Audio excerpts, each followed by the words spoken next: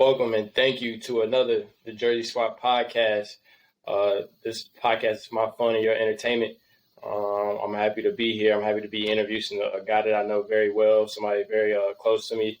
And, it's been a long time since we chopped it up, but here we are. We got the opportunity to do it again. We got Purdue wide receiver Broc Thompson in today. What's good with you?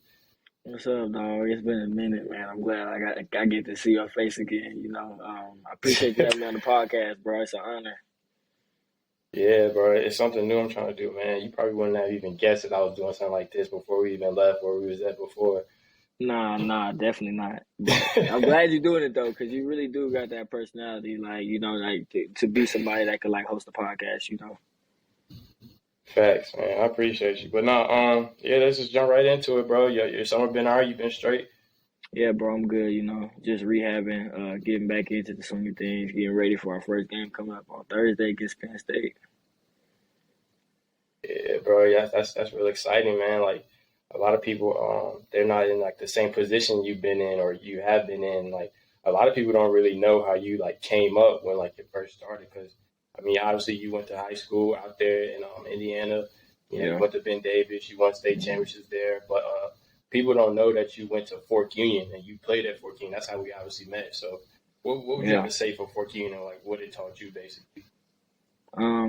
Huge shout out to Fork Union. I definitely needed that. The people there were fantastic. But like going into that, like I came out of high school. I wasn't academically eligible.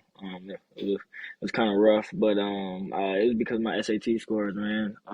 But then I went to Fork Union. I got to meet a lot of new people. I got to meet fantastic people like you, bro. And that was just a thing. That was just a thing for you. For me, was just a thing where like I was betting on myself. Like I believed in my abilities. Like I know I could play at a high level, and I just took a hunch, you could say, on myself. Yeah, I feel that because I mean, like we obviously met there. We had like a bunch of good times for real. Like we did nothing but play around a lot of the times, but like just basically just. It was definitely work, of course. It was definitely work, but like, because like people don't really know like what really went into that. Though, like just waking up at 6:15 and having to march. If we get in trouble, we had to do tours and all that stuff. They don't really necessarily know about that grind. So I mean, 6:15. It was fortunate. That might have been when you woke up. We were waking up at like 5:30. Come on now. Nah, we was waking up at 5. We had to be gone by 6:15, man. Yeah, we had to be gone. We had to get breakfast by 6:15. That's what it was. But that's crazy though, bro. But because it's just like, we had to be there from like August all the way to December and everything like that. So when December came, we was just like, we ready to go and we was ready to commit. A lot of people didn't really get to commit where they wanted to go. And like with you committed to Marshall, of course, and you had like a stint there and you did everything you had to do there. But during that, like after that, I guess you did 1 or 2 seasons, you transferred to Purdue. Yeah, and you also had like once you entered the transfer portal, you also had offer from Memphis and other offers, of course. But like what went into that transition? Like, I want to go to Purdue and I want to do this. I want to be back home. Like, what went into that though? So, my brother got diagnosed with cancer, and it was around COVID. So, that was a rough time for me. I had just fractured my leg in like third game of the season of my sophomore year at Marshall, and it was it was rough. I went home for Thanksgiving. I caught COVID, so I was there for a long time with my little brother. I got to spend a lot of time with him. I was just sitting there thinking, man, and that's when it really struck me and I started to really think. I didn't make my mind up back then, of course. So I went through the spring rehab at Marshall and the summer came and I was just like, I don't know. Like, I get that feeling like I can do more, like I know I can play on that stage. Just seeing like Reese, Nook from Fork Union, Jai, all them dudes, like I felt like I could play at that level. So I took a leap of faith on myself, and I entered the transfer portal, and it was all part of God's plan. Because as soon as I hit the portal, the first people to hit me up was Purdue, and it just all made sense to me. Yeah, it just all made sense to me. Yeah, shout out to Nook and all them boys, man. Cam, little Memphis boy, Nook out at TCU. Shout out to them, bro. Yeah. But now, yeah, bro, you touched on it, just injuries, and that's kind of messed you up. But even though with injuries though, like this past season, you had a big year, breakout year. Basically, that's what I could say. And like when I watch you, like it's just hard for like receivers to like even like or not even receivers, but just it's hard for DBs to guard you. They give you too much space. That route tree gonna open up. You're gonna do a bunch of different things to get open. Like you make plays for yourself. But when you see that though, and like you talk about that, because you played alongside David Bell, drafted by the Browns, y'all was the number one receiver. How does it feel for you to actually like be settled at Purdue and like you're able to like know that you're home and also going into next season, like you possibly are going to be that number one receiver, that guy that that's going to be looked at like the most and be on people's watch list. How does that make you feel? Like how do you prepare for that? Um, with David being gone, shout out to David, that's my guy. I love him to death. But with David being gone, it opens up not only stuff for me, but like stuff for the whole team because everybody now gets to step into that role. Like, okay, we going to the first game. You don't know who the ball is going to. We got a lot of talented guys, man, in my receiver room. Like a lot. Like we got a lot. Like I feel like we have enough. We have enough for a starting basketball team. Like we got a lot of guys that can play, man. Like a lot. So I'm excited. Like I'm just meant to prepare myself to just like be a leader, man. Like I want to win. You know that about me. Like we came to Fort Union. That was the first undefeated season since when? Like 30 years? What they say? 31 years? 30 years. It was his first one Like ever, I think. like, come on, man. Like, it's just, I don't know, man. That's just something I feel like you're born with. Like, my job to win, like, that's my main goal. I'm not even really worried about myself. I feel like if I do my job, then and the outcome will be us always winning. So that's why I just try to focus on, just trying to keep everybody locked in on our team goal, and the rest take care of itself, man. Yeah, I feel that. I feel that personally because like my issue now, is just like for me, we had like two different receiver coaches come in and just leave. You know what I'm saying? Like, Yeah, and it's kind of hard, to bounce back and get those receivers, like the buy in, and even the players that you like talking about, like people to buy in, like you being 22, 21 years old, like you trying to get people to buy in with you and what you want to yes, sir. succeed with your Hmm. team as far as yourself individually. You know what I'm saying? It's kind of hard to get those people to lock in. But I mean, and you also kind of touched on what I was going to ask you next because it's just like we talked about David and everything because some guys they kind of get discouraged. You know what I'm saying when they come to a new team or they come to a new opportunity where it's like people even that you work with, like people that you work with, they have the same talents as you. People that you play against, they have the same talents as you. Like what keeps you level headed in a sense? You know what I'm saying? Like what keeps you going and like making you branch out, you know what I'm saying, and like help your growth and what helps you do that knowing that you have these guys with just the same talents. I think it's a mindset, like just a mindset to be dominant, like just in every aspect, like working out, things like that, like film study, watching film. Like I've had to like tone it down a little bit, because of my injury and me coming back and stuff like that. So it's kind of been hard for me because I haven't been going as hard as I would like to go. But I'm still like pushing those boundaries, testing those bars just to see like when I can get back. But like the mindset thing, man, back to that, like it's just like I don't know, like I touch back on this again. Like I'm obsessed with winning. Like I take this about me. I take everything competitive serious. Like that my main thing is winning. Like so it doesn't matter what it is, like I'm gonna find a way to win. Like eventually. Like I will find a way to win. And I just feel like I it's shown like throughout like we went to Fort Union, we won. Like when I was in high school I won. Like thank God, like I came to Purdue, and thank God, like the past year, we had a winning season, 9-4. It was the first 9-win season, and I don't know how many years, but like I had a great support system. Like my team was amazing. We had a bunch of players that were just tremendous. The coaching staff, Coach Brom. It's truly been a blessing, man. Like no, there football. This is the greatest team sport because every man has to do the job in unison, like it has to be a team driven play. Like there's no one man that can take over a football game. It takes all 11 guys on the field. Hey, yeah, I feel you personally, bro. I really, really feel you personally, and that's really good because I tell everybody because like I got all these teammates here. You know what I'm saying? Like they be asking me like, how you know Broc? How you know Broc? I say we went to Fort Union. He's like, oh, okay. Then they try to compare. I'm not even trying to gloat on myself, but they be like, you think you better than him? Blah blah blah blah. I'm like, come on now, bro. Like that's my Nah, dog. I you can't are. really like. You are. You are. Yeah, nah, You nah, nah. are. But Nah, no, you are. we had some battles though for real. Like, because even when we was at Fort Union, it was always just like we got to touch the ball. Like, who gonna start this game? You know what I'm saying? Who gonna get this ball in this play? Who gonna run this route the best so we can put this player out there? We can score some points. And Definitely. everybody was fishing for offers. Like, I can Definitely. even remember we was in Schuman's class for basically for our joint, and like he was just like, you know how Coach Schumann is, and Yeah. like he was basically just talking about everything, and he pulled up a whole list of just nothing but just D1 Colleges. coaches, teams, Bama, colleges, and LSU. we was just, yeah, and we were just amazed and just taken back. You know what I'm saying? Because and like yeah, like and I really respect that you keep like even bringing up like our like situation that we had because I mean people don't really got the mindset, you know what I'm saying, to really actually do what we did like at 14 or even like what we did in high school, you know what I'm saying? So it's Definitely. good to see where you got people, players that like that's been in your position and that's in your position now, like these young guys, they can look up to you, you know what I'm saying, and really do what you're doing. That's what you're doing now, right? Because you got the camp for yourself and you working out with kids now, aren't you? Yeah, I work out.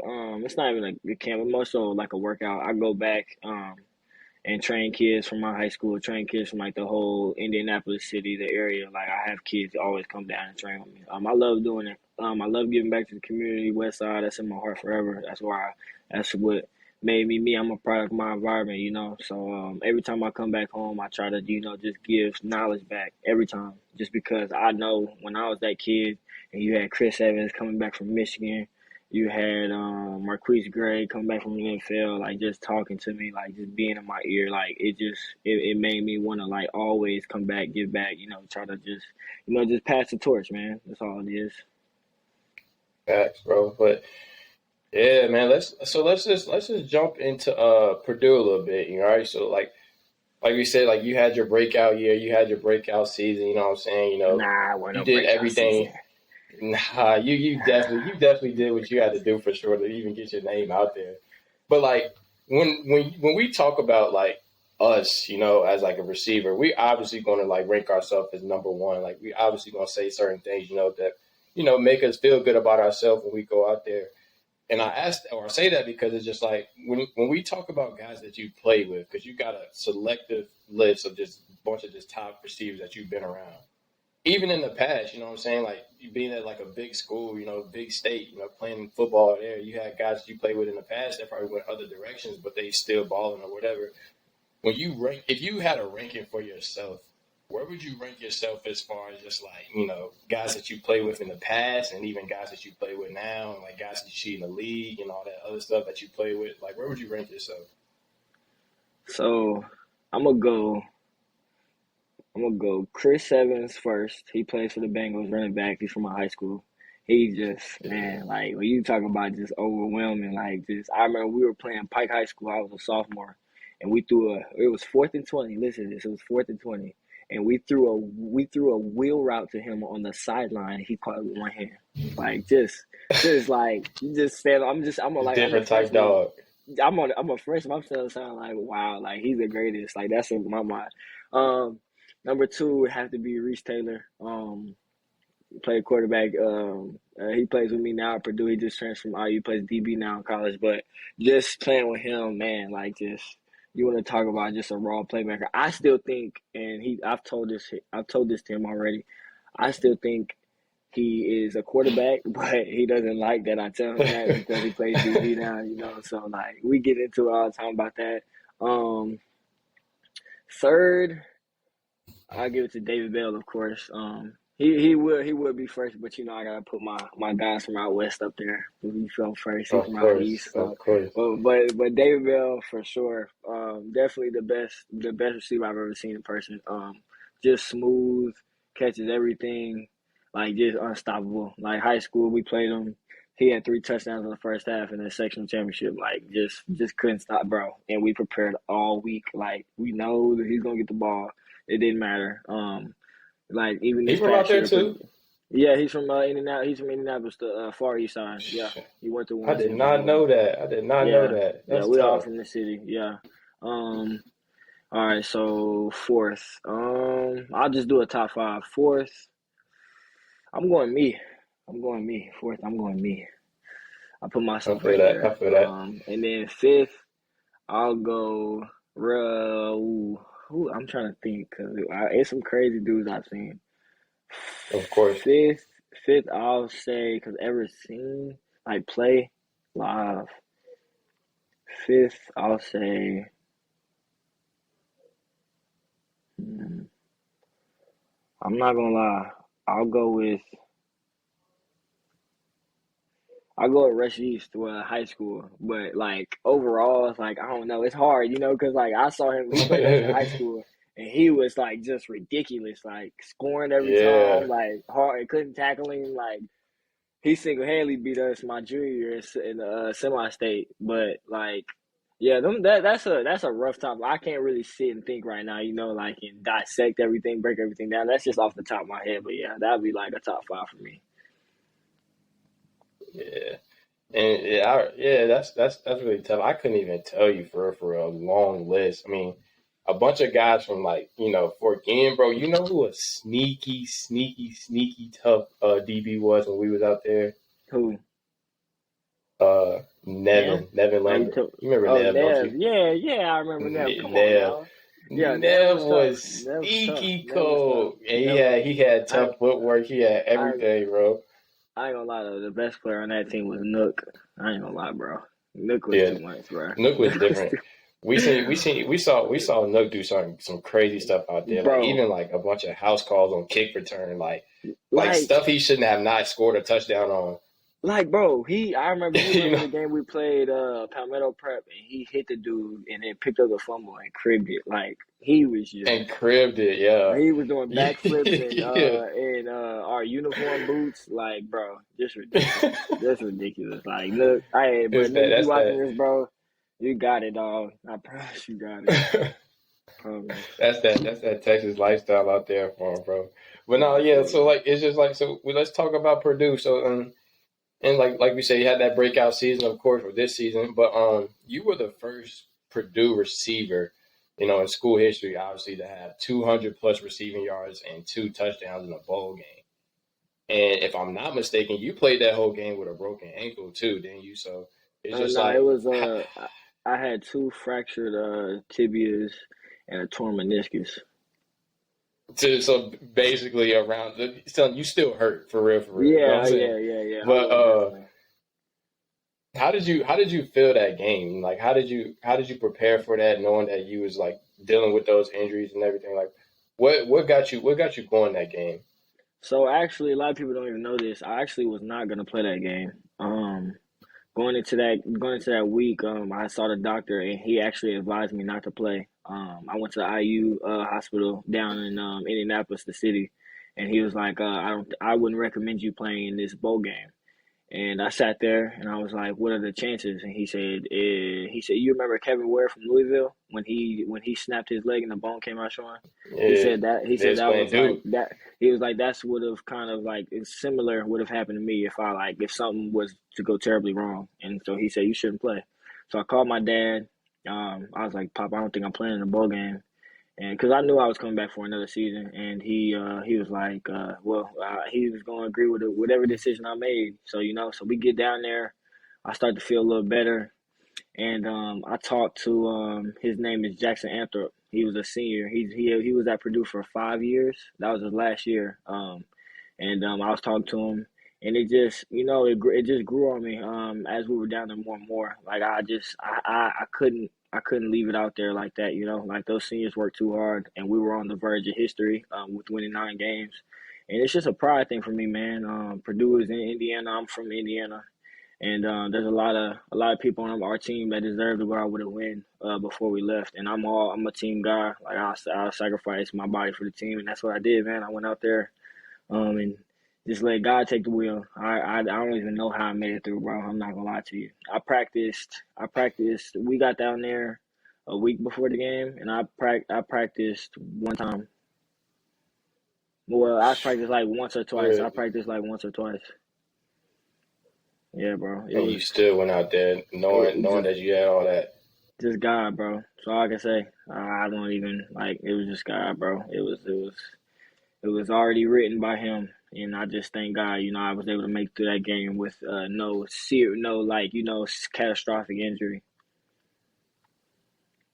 And some people not really built for that. You know what I'm saying? Like some people not really, and like you could have obviously waited. You could have sat out and played till next year, but you said you had a purpose for real, and like you had to really do something. To like push for the team. Like you said, it's all the team aspect, man. And I appreciate that. I respect that because like it goes back to like the kids and everything, and everybody that look up to you and watch you play, bro. Like that's just what it's all about. You know what I'm saying? Like people being able to actually see the type of greatness that goes to playing football and also putting your body on the line, man. And, like you can do nothing but respect that.